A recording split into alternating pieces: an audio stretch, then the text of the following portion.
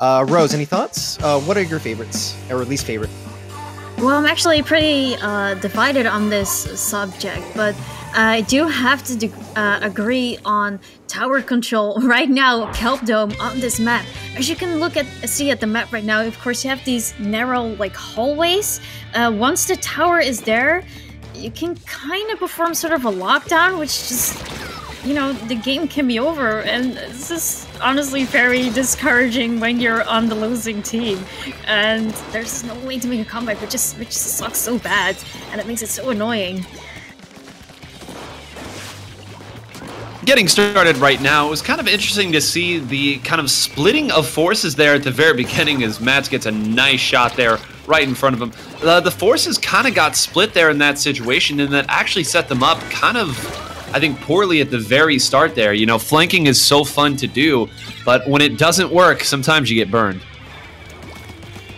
Yeah, and just one thing that actually opened up the game in favor of Zenith and being able to pull up that 68-point lead was just the way, I believe, Pharynx, he was just able to just maneuver around the map and just kind of pick off specific targets using that carbon roller.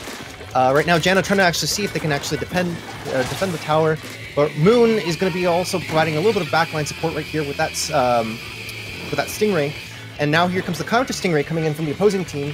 This is kind of going a little bit back and forth, despite the fact that Zenith has a little bit of... And I'm gonna have to say something about the team comp here, because we're seeing the carbon roller, which is a weapon that I love so much, but we don't see it very often, and I think it's especially interesting to see in tower control. It's really missing a lot of range, but once you have a lot of the map control going, you can make some great sneak attacks, and it's just great seeing it played in a match right now. You know, it's kind of interesting here thinking on it. You've got the carbon roller on one side, so we talked about the mobility there, and a double curling bomb composition coming out on the other side. So both teams putting a premium on mobility. That's not all that uncommon on a map like Kelp Dome here. But, I don't know, both sides are a little bit disconnected right now. As you see, someone's attacking the back lane there, but they're also isolated. This is about as neutral of a game, I think, as you're going to get here. Whichever team finds a way to group up and get a nice pick or double up on some specials, I think is going to be the one that breaks it open, and it looks like that might be happening right now. Right now, it's a 2v2 situation happening for both teams. Right now, the orange team trying to scramble a little bit using that Stingray, but the counter Stingray coming in, making it very difficult.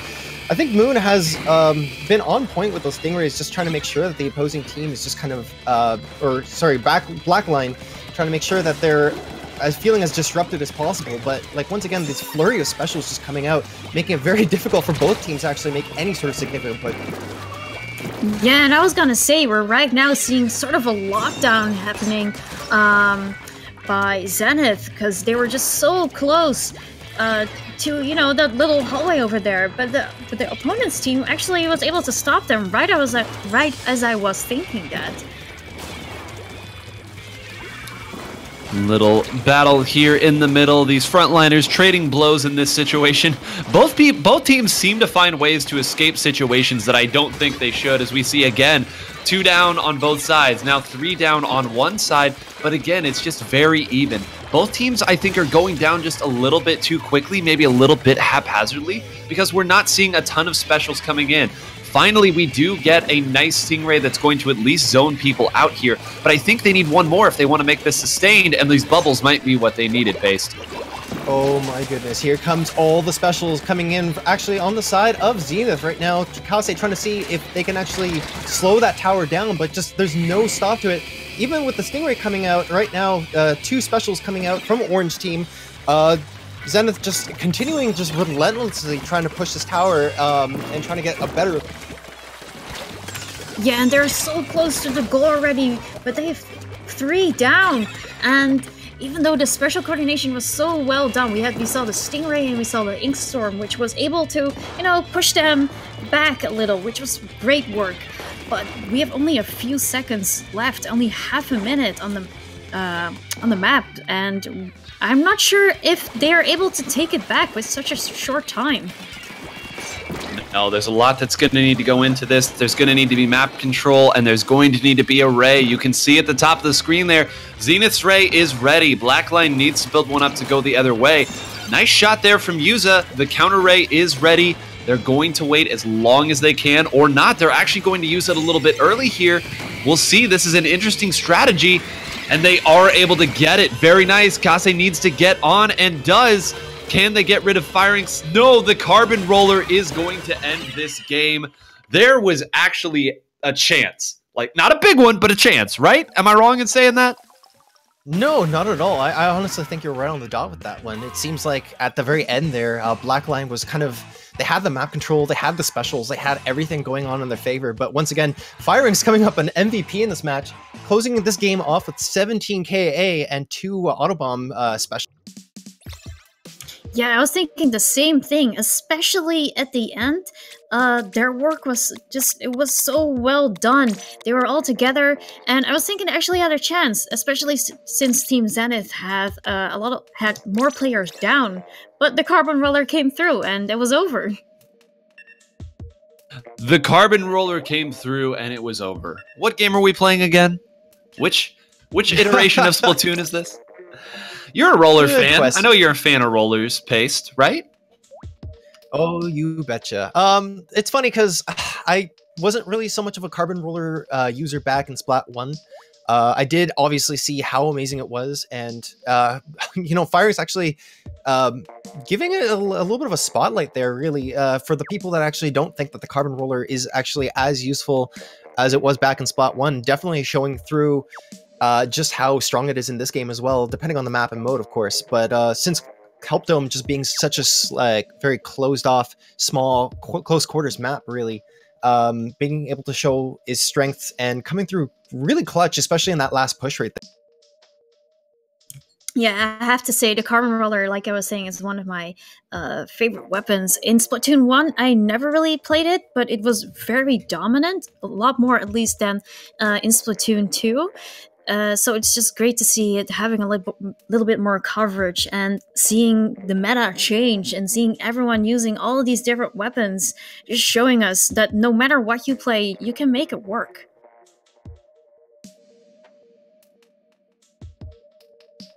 I know we asked this earlier, but Nine, can I actually get an opinion as to what your favorite and least favorite map is? Or did we actually already mention this? Or I know you were asking. My favorite is probably Splat Zones on Camp Triggerfish, honestly, of this batch, just because it's so unique. I know that it's very polarizing, but this is another one that I enjoy a lot, and a nice wide open, just kidding, it's totally compressed, and Stingray is way too strong on this map. That is my opinion on this map, as we see both teams getting started, both teams bringing a Stingray as well. Expect us to talk about it a lot. Yeah, we see the yellow team right here first taking more of the taking more coverage of the map, since they popped the Rainmaker, but no one is exactly grabbing it. Everyone is just waiting for the right moment. You have to get some splats down first to be able to grab one, and we see a 2 down on the yellow team, and well, they're just making a path right here. I wonder when are they going to grab it? It seems like both teams are kind of jockeying a little bit in position here. Right now, Yuza has the Rainmaker in tow, and this is the opportunity for Blackline to see if they can actually make a push right here, trying to even up the game to 1-1. However, one member does go down, so it's going to be a 3v4 push. Never mind, commentator's curse. 2 people do go down, actually. Only to 67 there, and I think, you know, there were a lot of chances they had to break that open, but I think the only real mistake that was made there is they had the Stingray user pick up the Rainmaker. They knew everybody was going to be running down at them in that situation, and if they'd had that Stingray to help the Rainmaker push forward, I think that certainly could have gotten further than 67, but it shows at least that they are confident in neutral and can play it well.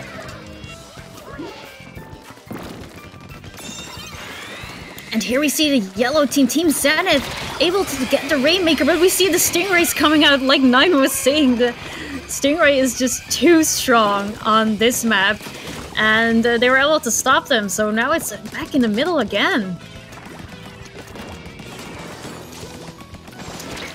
Right now, there's a lot of weird action going on actually on the left side of the map. Blackline does manage to secure the wipe on the opposing team. So right now it's going to be to see what they can do to actually push the Rainmaker beyond the previous lead that they had. Yuza actually trying to go back, trying to play a little bit more of the defensive game. Yeah, it's just going to be a lot of mayhem actually before they're actually able to make a strong push. You know, getting 48 out of that actually was pretty nice. I don't blame them for that decision there, allowing the frontliners to move up, hop up there as done again, get some more points, and now the patience will be rewarded. They're going to be able to run this up all the way to 15, a fantastic push there. And that's really what changes a good Rainmaker team and a good Rainmaker carrier from the others, understanding when there is more to be had if there's a little bit of patience involved. Yeah, you definitely saw Yuzu thinking there, like, what is the right path that I can take to give us more of a lead? We saw him going to the right path first, but then just going back. It's like, oh, no, this is not gonna work. I can't shoot everyone from there, so I'm just gonna go back here. The score right now looking pretty interesting. We got 1 minute and 50 seconds left on the clock. It seems like Red Zenith right now has a little bit of ground to cover, but they're kind of converging a little bit in the center, trying to build up their specials and see what they can do. Nine, what do you think Zenith needs to do in order to actually be able to make a strong push here? Well, stacking specials, of course, is the name of the game here, and they've got 3 of them to be used right now. They need to take out Janna here. That might have taken just a little bit too long. It allowed some more members to converge in. You can see they have a pretty good balance of their specials here in this situation, so it's not like they've doubled or tripled up on one of them, but that Stingray got used a little bit early there, and it's not going to be able to counter this Stingray, so I think they had the assets to make that happen. I think that it was just a little bit sloppy on the execution side, but I think they know what they needed to do. They can build their specials. I think there's still a chance here, but they have to be smooth on the execution. Yeah, there's just only 1 minute left on the clock, and the scores have not changed. We saw both teams trying to get a push out here, but it's just not working. Both of them just getting stopped right in time. And as you can see right now, they're just taking a little bit too long, and the Rainmaker is resetting. And with only half a minute left, they need to make their push right now, but they're 3 down. They've essentially got a wipe there. Their defensive game looking absolutely strong for Blackline. You would think that with 20 seconds left on the clock, they might actually be able to just kind of keep it back a bit, but Yuza, once again, picking up that Rainmaker, trying to see if they can actually just hold it in the middle line while the rest of the team goes up. Akaze has to be careful with those bubbles, gets popped, and right now, I think the rest of the team is going to try to converge in on Blackline. The Blaster of Yana has been the MVP so far in this game. Can Yana get the final pick? Gets taken out here, so they are able to do this, and I like the fact that their Stingray user was not the one who grabbed it, but end parry dualies are a thing, and they are a good thing. Game 2, going the other way. Yeah, and it was just great to see such a difference on these teams right now. As you can see, the end parries, you're right, they were absolutely coming through with so many splats, and it's just fantastic. But I wonder what they're going to bring the next game. Because, can you tell me a little bit more what the next mode is going to be? We have the 3rd game coming in on Splat Zones on Camp Triggerfish, and I know Nine was mentioning a little bit earlier about how much he likes this map. It can be polarizing. I myself am not really a big fan of it. However, that's just usually because of the weapons that I tend to play and the playstyle that I tend to have. Not really all that great for Camp Triggerfish. However, Nine, I'd like to hear your take on it. What exactly do you like so much about this map? Well, it's a map that's so different from all the others that it requires a very different way of thinking and a very different way of playing and a very different composition. And this is one that I feel like teams have always been experimenting with and learning. And anytime a mode becomes very cerebral and teams try to find new ways to be strong on it, I think that it's a very fun map to watch develop. So this was one of the first maps, I think, before this last little bit where people are really enjoying the Tentebrella. This was one of the maps that Tentebrella was used on. This is one of the maps that you would see a lot of teams experiment with things like Dynamo Rollers, even when the Dynamo wasn't great, because it could paint across that gulch. So I'm interested to see if we see that experimentation. I'm always interested in seeing what teams bring to the table here on this unconventional map mode. Rose, I'd like to hear your thoughts actually on the same question. What do you like Camp Triggerfish? Is it something that tends to make you a little bit squeamish, or is there what do you think also just in terms of weapon compositions will we see coming in from both teams for this map and mode? Well, actually, it's very interesting because I was playing with some friends earlier today. Just one little map in between the tournaments, and splat zones on this map is exactly what we played. And you know what? We actually won. So, in general, I don't really mind this map much, but it might also be because of my playstyle. I really like seeing rain on this map. It can really push a team back. But as you can see right now, you see Firings using the carbon roller again, which is... I'm not sure if that could work, because you won't really be able to shoot on the other side, but together with the bomb rush, just getting a bomb rush in, it can work really well, of course, always on zones. What a big, bold opening here. We saw earlier in one of the first games these two played, the flank actually got punished. This time the flank goes well, and now look at this. They have two of their front liners pushed up already in a position. They don't need to waste any time jumping, though Joshimi, I'm not sure if I spelled that or said that correctly, went down just a little bit too early there. Maybe just a little bit overzealous trying to push up. The punish is going to come through here. Some great shots by Mats. And what could have been a bigger opening kind of goes back to a neutral state. But did you see anything from that opening and from these teams that you like, Paste? Yeah, actually. I know I'm gonna sound like a bit of like a broken record in saying this, but Firings is carbon roller? What? I was originally kind of tilting my head at the choice initially, but like now that I kind of saw him have like that really, really strong opening where he took down one player and then he got an assist on the second one, like I think Firings' goal right here is just kind of to go around the map and trying to delete as many people as possible, and thus giving the rest of his team an opportunity to actually go in. Never mind the fact that the carbon roller is not able to paint that much. He's just going in absolutely ham and just trying to take up members. And one thing that is also that I do want to kind of bring up here is they have a double burst bomb composition, and it's also double bomb rush, and of course the Neo Splash, paints really well anyway, but that's a very interesting look for them to have on a map like this where the threat is right across. It does allow you to keep your short range mobility and versatility while still finding ways to pressure threats long range. So I give it a big old thumbs up. I like it, as Firings again is living on the opponent's side. Yeah, they're just able to hold the zone and push so well. Team Green here just not able to get through, and I just love seeing the carbon roller just doing their thing right here, getting the splats, and even though they're able to stop them and hold the zone for a little bit, they're not able to do it long enough. Here we see a 4v2 situation happening, and Blackline actually taking out 3 members on the opposing team, trying to actually see if they can actually hold down the zone as much as possible. Matt's pulling out that Inkjet once again, looking very strong with it, actually, and getting quite a few picks with it. But right now, just trying to hold down the line, and Moon and the rest of the Zenith actually trying to see if they can hold or trying to get back the zone as much as possible for their favor, or for their...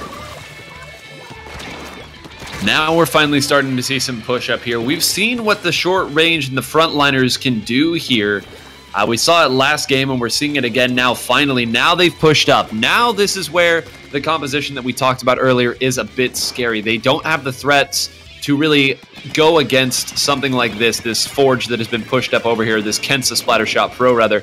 This time continues to tick away. These bubbles are immediately going to get neutralized, and this is actually going to be a lead change. Yeah, it seems Oing actually got a wipe right here. I was just saying earlier that they were just not able to get it back, but they came through, and it seems like they are going for the complete knockout right now. Once you get pushed up, that's something that can be done, and you always know when you have a team that is able to push up and play that aggressive pressure like we saw in the Walleye game, that this is something that will always be in the back of your head. You have to contain it. You have to control it. And if it breaks through, players like Chana are going to go up and punish you. And that is exactly what we saw there. Great patience in taking that one opening all the way to victory.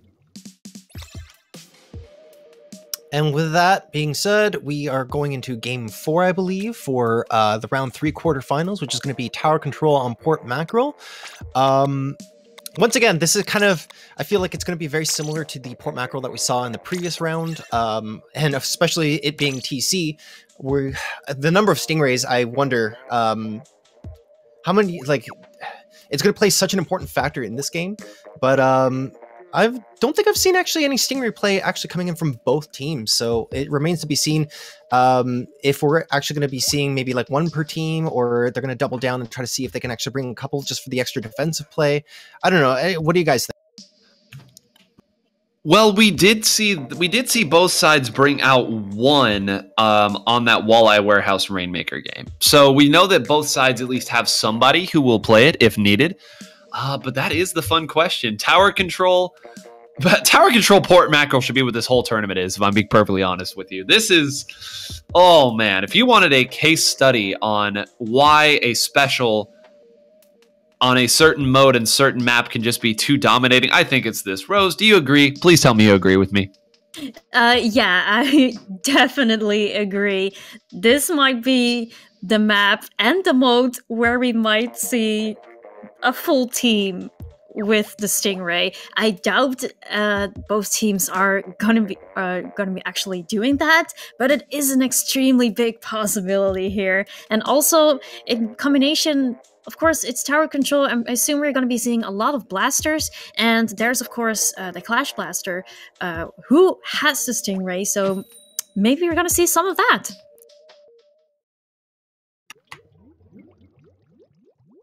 People in chat calling for 8 times Stingray. I hope we don't say that, because 1, my ears will hurt, and 2, I just don't want to see it. We do see 1 Ray coming in for one team, 2 Rays on the other, so 3 Rays between the 2 teams. So not as bad as it could be. We'll be thankful for that.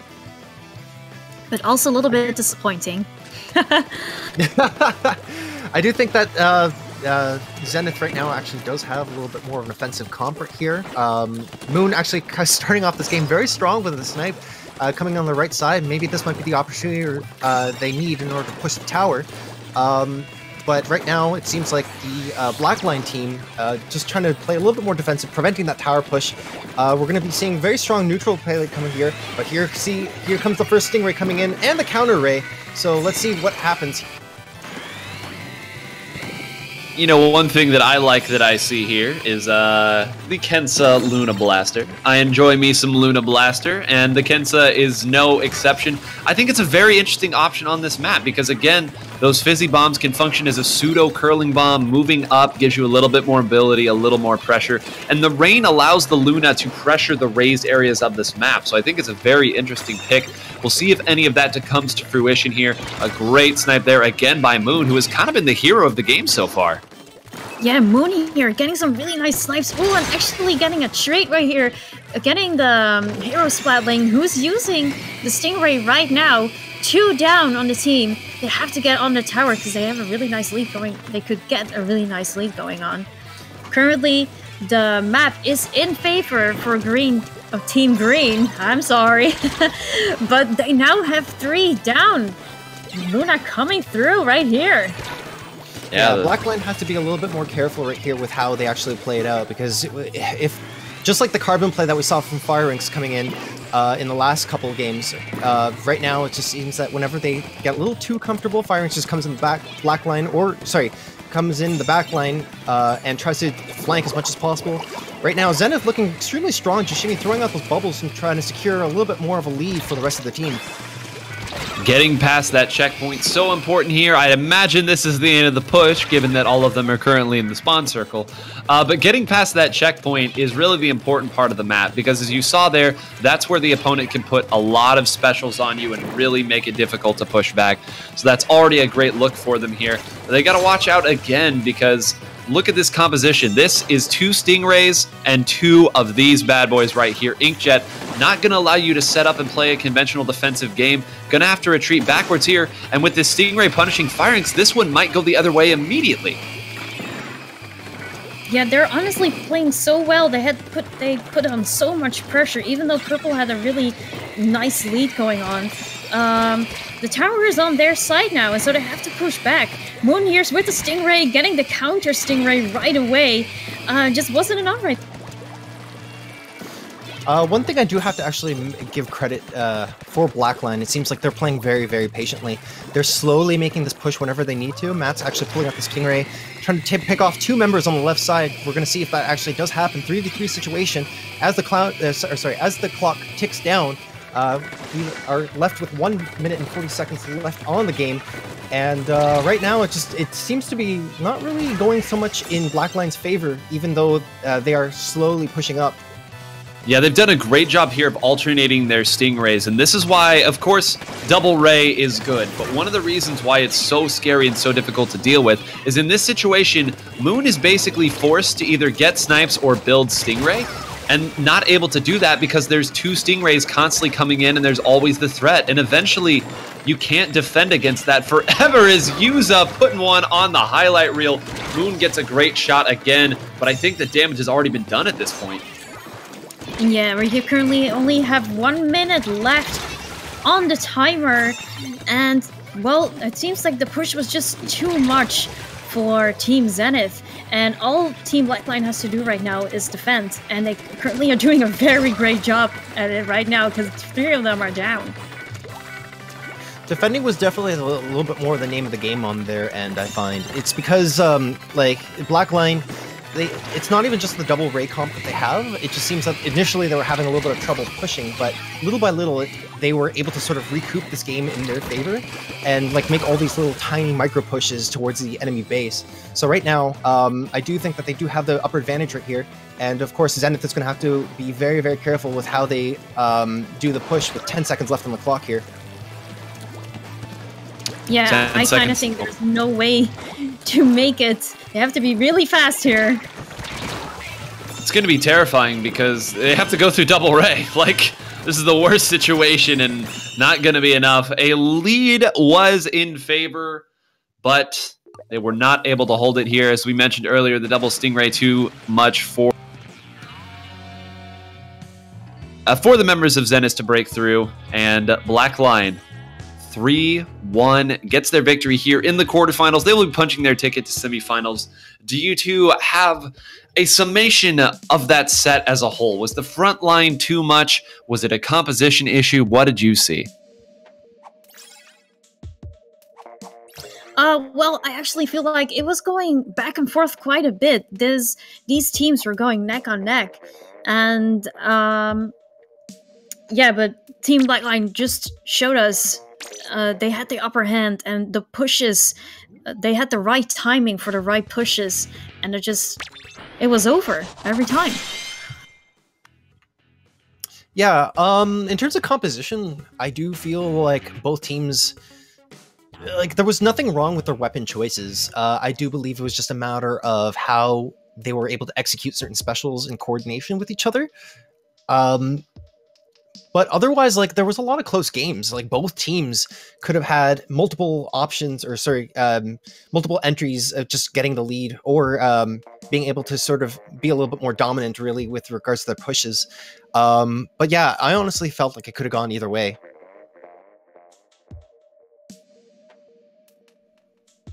Some close games, I would agree. It's so, like, when you really break down why something is good, it's really fun to analyze because, we saw that last game. Zenith was playing defense for so long and so well, but I believe it was Upace who called it out, the just small pushes and not going in too haphazardly, at least making sure that you had a backliner back so that you could continue the threat of the push. And then eventually it's just a matter of getting your Stingray rotation lined up. You get one more special, maybe the opponent blows their Stingray a little bit early, and eventually that opportunity does present it to you.